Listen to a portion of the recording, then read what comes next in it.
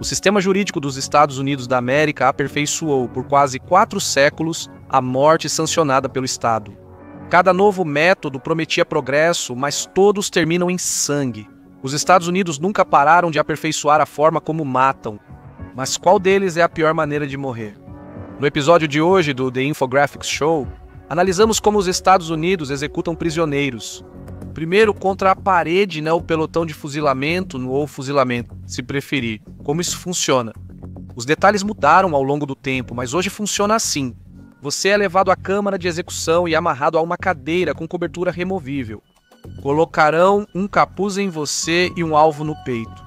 3 atiradores entram com rifles. Sem som ou contagem, só silêncio. Quando atirarem juntos, você sangrará até morrer em minutos. Às vezes, alguns rifles têm balas de festim ou de cera. Isso cria o que é conhecido como difusão de responsabilidade.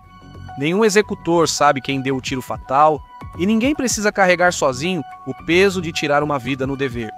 Embora pareça estranho hoje, o pelotão de fuzilamento já foi um método comum de execução. Ao menos 145 civis foram executados por pelotão de fuzilamento nos Estados Unidos da América, sem incluir soldados mortos a tiros nas guerras revolucionária e civil. A primeira execução por pelotão de fuzilamento na América ocorreu em Jamestown, Virgínia, em 1608. Foi quando o capitão George Kendall foi fuzilado por motim. Nos séculos seguintes, o pelotão de fuzilamento virou punição comum nas Forças Armadas por deserção. As execuções eram planejadas para serem um espetáculo público, causando medo nos outros soldados e impedindo que eles quebrassem a disciplina. De acordo com alguns historiadores, cerca de 185 soldados foram executados por pelotão de fuzilamento durante a Guerra Civil. Lembrete de sua popularidade.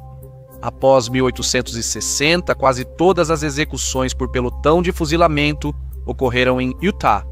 Em 1913, Nevada não conseguiu encontrar voluntários suficientes para um pelotão de fuzilamento. Então construíram uma máquina para fazer isso, feita para disparar 3 rifles juntos. Várias execuções mal feitas fizeram a opinião pública se voltar contra o pelotão de fuzilamento, destacando a de 1877, quando Wallace Wilkerson foi baleado várias vezes, mas morreu lentamente após os executores errarem o alvo, levando 15 minutos para falecer.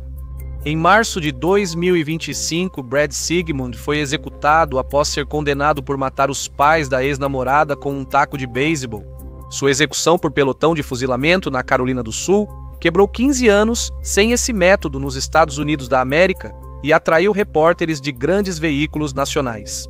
Jeffrey Collins, da Associated Press, relatou como o capuz foi colocado em Sigmund. Uma cortina preta se abriu, revelando 3 atiradores voluntários do sistema prisional. Após 2 minutos, um disparo ecoou. O corpo de Sigmund estremeceu, o peito subiu e desceu 3 vezes, depois nada. Um médico da prisão o examinou e declarou morto. No fim, parece algo indolor, não? A ironia na morte por fuzilamento, atirar em alguém amarrado a uma cadeira soa brutal, sangrento e primitivo, mais cruel que outros métodos que veremos hoje. Mesmo assim, para quem é executado, costuma ser uma das formas mais rápidas e menos dolorosas de morrer. Defensores citam a eficiência como prova de ser a opção mais humana. O pelotão de fuzilamento não é nada agradável, ele simplesmente atira até matar. Mais recente que Brad Sigmund, ocorreu em 2025 a execução do serial killer Michael Mahdi, e essa esteve longe de ser tranquila. Como Sigmund, Mahdi levou um tiro no alvo sobre o coração. Ele gritou de dor ao ser baleado e nos 45 segundos seguintes gemeu enquanto sangrava até morrer. Levou mais 80 segundos para ele dar seu último suspiro. Se o sistema prisional quisesse mortes mais humanas, os executores mirariam na cabeça. Um único tiro que acabaria com a vida instantaneamente, embora fosse muito mais sangrento. Mas isso dificilmente vai mudar tão cedo. A cultura americana tem fortes tabus sobre preservar o rosto em funerais de caixão aberto. Prioriza-se o conforto do público em vez de misericórdia ao condenado.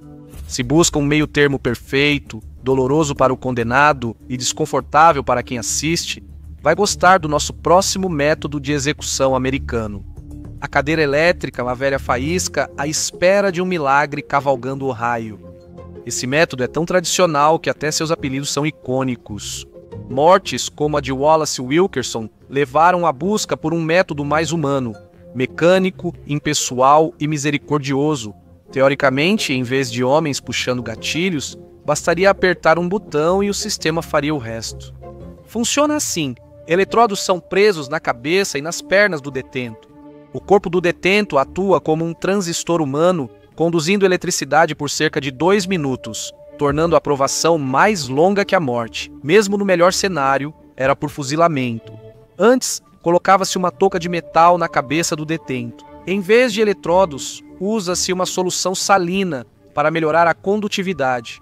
Hoje, há o Electrocream, um gel condutor aplicado sob os eletrodos. Acreditava-se antigamente que a morte ocorria porque o cérebro era cozido dentro do crânio, mas já em 1899 ficou estabelecido que a verdadeira causa era a falha cardíaca. Devido à forte corrente elétrica, Nova York foi o primeiro estado a adotar a cadeira elétrica como método mais humano de execução. Após vários choques acidentais por fiação descuidada, o dentista Alfred P. Southwick e o Dr. George E. Fell testaram a versão primitiva da máquina eletrocutando centenas de cães de rua. Parece estranho que um dentista tenha ajudado a idealizar isso, até você descobrir que o primeiro protótipo era simplesmente uma cadeira de dentista. Thomas Edison também defendia a execução por eletrocução. Ele defendeu com unhas e dentes a corrente alternada como método perfeito. Era realmente o melhor? Na verdade, não. Isso porque os concorrentes de Edison usavam corrente alternada, enquanto ele utilizava corrente contínua. Ele queria pintar a corrente alternada como perigosa demais para uso comercial. A cadeira elétrica teve início bem mais difícil que o pelotão de fuzilamento. A primeira execução real com esse método foi traumática para todos os envolvidos. Essa foi a execução de 1890 de William Kemmler, em Nova York. Um homem com deficiência intelectual que faria história por sua morte horrível e inédita. Quando decidiram pela execução de Kemmler na cadeira elétrica inovadora, sua equipe jurídica protestou. Eles achavam que isso seria punição cruel e incomum, proibida pela Constituição dos Estados Unidos da América, mas o apelo foi ignorado, pois todos estavam ansiosos pelo que viria. A Suprema Corte argumentou que apenas algo que causasse uma morte dolorosa e prolongada poderia ser considerado punição cruel e incomum. Lembre-se disso, será importante. Em um instante, Kemmler foi amarrado na cadeira como se fosse o brinquedo mais deprimente da Disneylândia. Antes de cobrirem sua cabeça e acionarem o interruptor, suas últimas palavras foram: "Façam direito, não tenho pressa." Ele levou uma descarga elétrica forte por 17 segundos. Quando os técnicos se aproximaram, Kemmler gemeu de dor. Ele ainda estava vivo, causando pânico em todos. Alguém na multidão gritou: "Liguem a corrente de novo, liguem a corrente de novo." Eles fizeram na intensidade máxima e torceram pelo melhor. Após 2 minutos fritando Kemmler, o fedor da carne queimada se espalhou pela câmara de execução, envolvendo todos na plateia. Algumas testemunhas desmaiaram de tão horrível que tudo aquilo era. Outros tiveram náuseas intensas e começaram a vomitar, piorando a situação. Os jornais de Nova York foram implacáveis depois do ocorrido, descrevendo o incidente como, abre aspas, histórico, desastroso e nojento, repugnante e desumano. Entre 1973 e 2013, houve 158 execuções na cadeira elétrica, e várias outras aconteceram desde então. 10 dessas foram pesadelos mal executados, como o que aconteceu com o infeliz William Kemmler. 9 anos depois, Martha Place tornou-se a primeira mulher executada na cadeira elétrica. Uma grande vitória para o movimento feminista na luta por igualdade de gênero. Por um período, a cadeira elétrica foi o único método de execução em Nebraska. Até ser considerada inconstitucional em 2008, o juiz associado da Suprema Corte dos Estados Unidos da América, William Brennan, certa vez fez uma descrição incrivelmente evocativa de como é testemunhar uma execução na cadeira elétrica. Ele disse que o corpo passava por mudanças drásticas e às vezes horríveis. Os prisioneiros frequentemente vomitavam e babavam. A pele deles ficava vermelha viva e esticava enquanto a corrente elétrica passava por seus corpos. Às vezes o condenado incendiava pelas altas temperaturas. A cadeira elétrica ainda é usada em 7 estados, como Alabama, Carolina do Sul e Flórida. Os Estados Unidos já usaram diversos métodos de execução em sua história. Dos 3 métodos ainda usados aos muitos já abandonados. A última execução por câmara de gás ocorreu em 2024 com Kenneth Eugene Smith, do Alabama, morto por hipóxia de nitrogênio. A última por enforcamento foi em 1996. Atualmente, New Hampshire é o único estado com essa opção de execução. Mas os horrores de todas essas opções empalidecem em comparação com o quão sombrio é morrer por injeção letal. Desde 1976, mais de 1.400 pessoas foram executadas por injeção letal. A maior parte dessas execuções foi no Texas, onde o método matou 593 detentos. Tudo é maior no Texas, até o número de mortos. A injeção letal é, desde 1977, a forma de execução mais popular. Isso se deve em parte ao fato de ser muito mais econômica do que qualquer outro método, além de ser menos visivelmente sangrenta do que o enforcamento ou a decapitação. Como ela mata você? É um processo em 3 etapas com a administração cuidadosa de diferentes drogas. Primeiro, o sedativo, geralmente o midazolam, que é controverso e causou grande reação negativa. Thomas Dartour, prisioneiro do Alabama, pediu para ser executado por pelotão de fuzilamento, recusando morrer dessa forma. Claro, esse pedido foi negado e ele foi executado por injeção letal.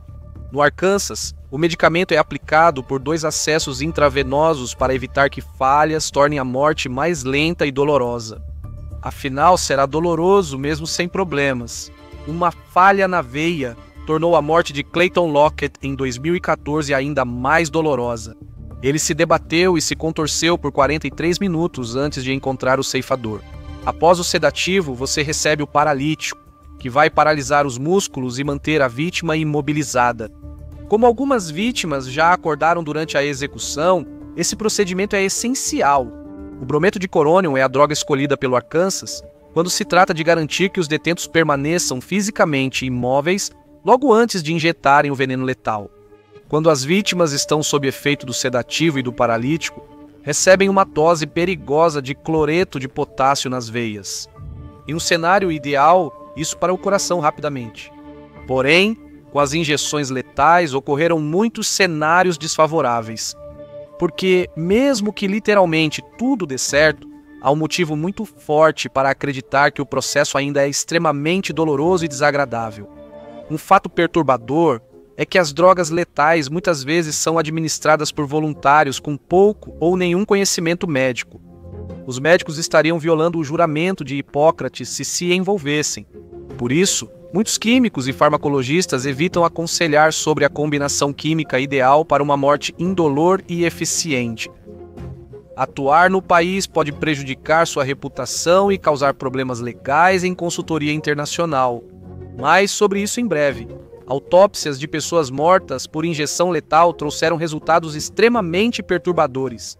Médicos identificaram edema pulmonar, acúmulo de líquido nos pulmões e vias aéreas. Pulmões de executados por injeção letal estavam quase o dobro do peso normal, indicando que o coquetel químico inundou as vias aéreas com sangue e plasma. Em outras palavras, muitos provavelmente se afogaram no próprio sangue, totalmente conscientes, mas completamente paralisados. Além da crueldade dos métodos, houve usos práticos únicos para as injeções letais. Por exemplo, em 2011, uma das principais empresas que produziam o paralítico usado na maioria das execuções por injeção letal mudou sua sede para a da Itália, um país onde a pena de morte é ilegal. A lei italiana permitia enviar o medicamento aos Estados Unidos apenas se não fosse usado em execuções, o que deixou os carrascos americanos desesperados por uma solução. Eles conseguiram encontrar um farmacêutico na Inglaterra, mas essa porta se fechou um ano depois, em 2011, e foi então que o governo do Reino Unido tornou ilegal a exportação de medicamentos para uso em pena de morte. Atualmente, a injeção letal ainda é o método de execução mais popular, mas a inovação sempre encontra um caminho. É empolgante imaginar que tipo de métodos avançados o governo dos Estados Unidos pode criar para executar prisioneiros na próxima geração. Já vimos todas as formas como os Estados Unidos realizam execuções, mas como é para a pessoa que tem que fazer isso? Assista Como é Ser um Executor no Corredor da Morte. Para entrar na mente de quem aperta o botão, clique neste vídeo.